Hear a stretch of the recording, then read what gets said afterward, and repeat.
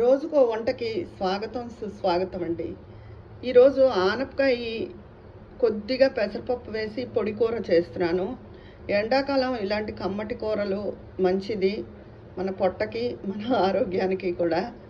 ఇప్పుడు కొంచెం ఆనపకాయ ముక్కల్లో ఒక 2-3 స్పూన్లు పెసరపప్పు వేసుకున్నాను. ఇందులో కొంచెం నీళ్లు పోసి ఉడికించుకోవాలి. ఇదిగోనండి, ఉడికిపోయింది ఆనపకాయ పెసరపప్పు. ఇప్పుడు ఒక బౌల్లోకి తీసేసుకోవాలి. ఇదిగోనండి, ఇలా బౌల్లోకి తీసేసుకున్నాను. పెట్టుకుని ఆయిల్ వేసుకున్నాను. ఇందులోకి మినపప్పు, ఆవాలు, జీలకర్ర, ఒక 3 ఎండుమిర్చి, ఇంగువ కొంచెం ఎక్కువ వేసుకుంటే ఇంగువ వాసనతో చాలా బాగుంటుంది, కమ్మగాను. ఇంకో పక్క టమాటో రసం పెట్టానండి. ఈ రసం మరుగుతోంది. ఇది కరివేపాకు వేసాను. ఇదిగోనండి,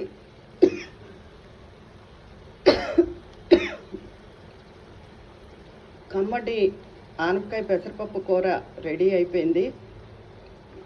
పెసరపప్పు ఎక్కువ వేయకపోవడం వల్ల హెవీగా ఉండదు, కూర కమ్మగా ఉంటుంది. ఆనపకాయ లేతగా ఉంది. లేత ఆనపకాయతో చాలా బాగుంటుంది పొడి కూర.